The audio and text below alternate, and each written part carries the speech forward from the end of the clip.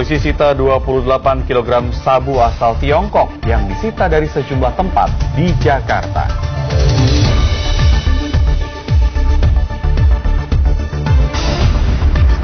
Meski sepakat untuk islah, sementara konflik antara dua kubu partai Golkar tetap membara.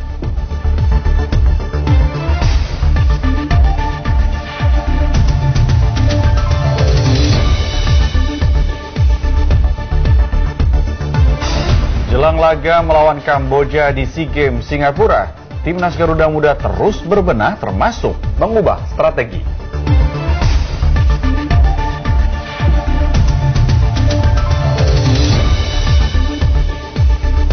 Sekelompok mahasiswa Universitas Gadjah Mada ciptakan lampu jari untuk membantu dokter gigi.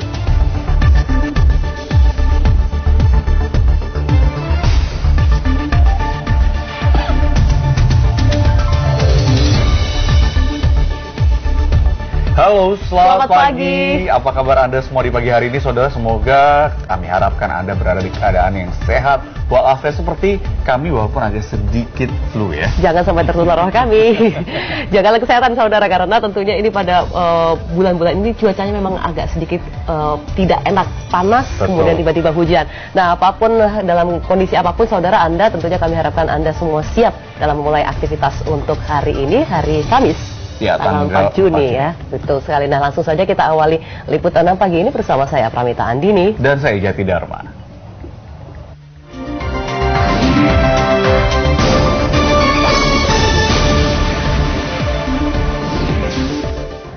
Informasi pertama datang dari Banten, Jawa Barat. Saudara kecewa karena kembali mendapatkan predikat disclaimer dari BPK, puluhan mahasiswa berdemo di kantor Gubernur Banten. Sementara di Batang, Jawa Tengah, mahasiswa menggeruduk kantor kejaksaan setempat. Mahasiswa menuntut kasus-kasus korupsi yang sempat terhenti diusut kembali dengan menyeret para pelakunya.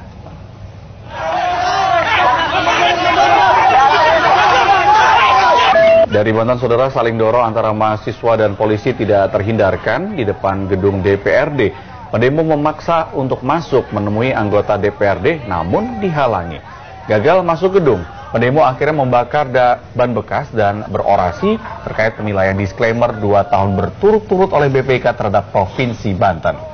Mereka mempertanyakan kinerja buruk sejumlah dinas, diantaranya Dinas Pendidikan, Dinas Bina Marga, dan juga Tata Ruang, serta Dinas Kesehatan. Padahal 3 dinas itu menyedot anggaran paling besar. Pendemo mengancam Rano Karno sebagai PLT Gubernur tidak becus menjalankan pemerintahan setelah ditinggal dinasti Ratu Atut yang kini menjadi terpidana kasus korupsi. Di Batang, Jawa Tengah, saudara, massa yang tergabung dalam Ormas GMBI berdemo di depan kantor kejaksaan. Mereka menuntut aparat penegak hukum untuk kembali mengusut kasus-kasus korupsi yang melibatkan sejumlah pejabat karena sempat terhenti pengusutannya. Mereka menyayangkan jaksa tidak berani mengusut sejumlah kasus yang melibatkan eksekutif dan legislatif. Pendemo mengancam akan melibatkan massa lebih banyak jika kasus korupsi yang melibatkan pejabat ini tidak diusut secara tuntas. Saudara, ratusan pedagang pasar di Padalarang, Kabupaten Bandung Barat ini berunjuk rasa ke kantor Bupati. Yang mereka datang karena kecewa terhadap Bupati yang dinilai membiarkan pedagang liar berjualan di pinggir jalan. Dan akibatnya para pedagang ini aktivitas pasar terhenti. Sekitar 150 pedagang yang biasanya berjualan di pasar tradisional Curug Agung Baru Padalarang mendatangi kantor Bupati Bandung Barat. Dengan membawa berbagai poster, mereka memprotes Bupati Abu Bakar. Para pedagang ini menagih janji Bupati yang akan memindahkan ratusan pedagang pasar lama Blok Koneng ke pasar baru Curug Agung. Dan kenyataannya hingga kini, ratusan pedagang liar masih juga berjualan di Blok Koneng. Itu membuat omset pedagang di pasar Curug Agung menurun. Keinginan pedagang untuk bertemu dengan Bupati tidak dipenuhi karena Abu Bakar tengah berada di luar kota.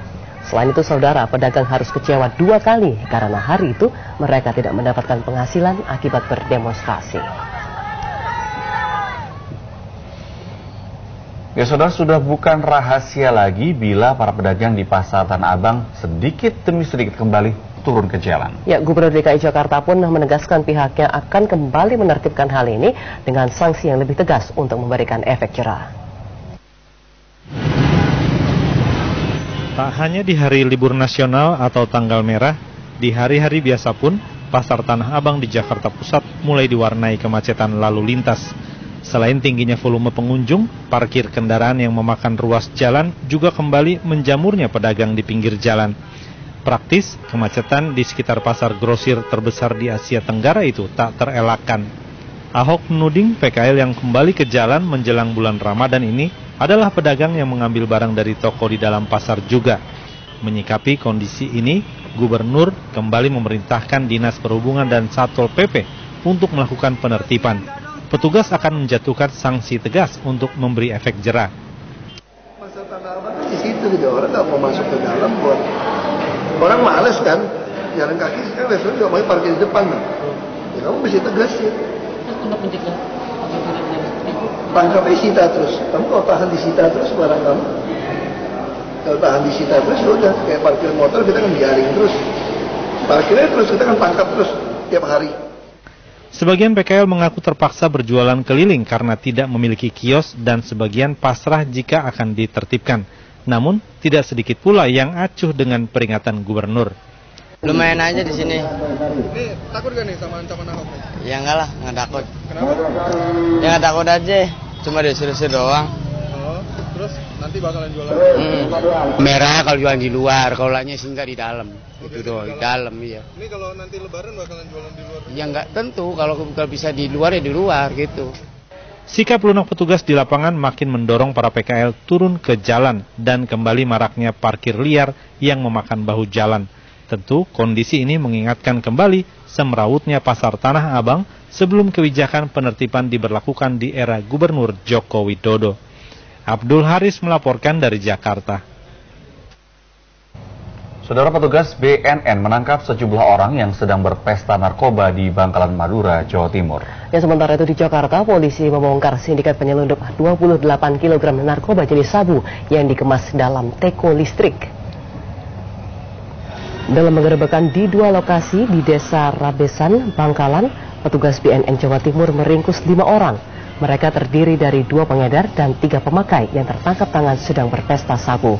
Kelima orang itu digelandang ke kantor BNN Surabaya. Petugas juga menyita barang bukti berupa 2 gram sabu beserta alat hisapnya dan sejumlah senjata tajam. Di Jakarta, polisi memperlihatkan 28 kg sabu yang disita dari sejumlah tempat seperti Puri Indah, Kembangan, dan juga Majestic.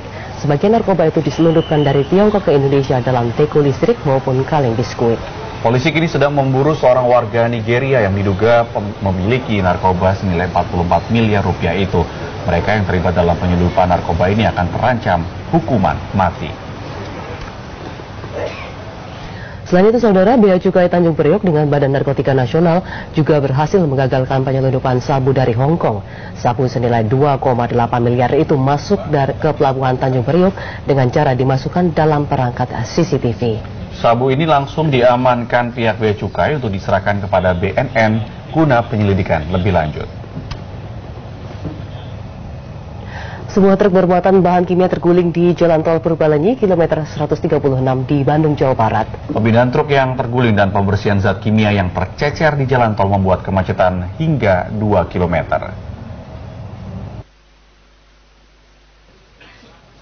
Beginilah kondisi truk pengangkut zat klorin itu.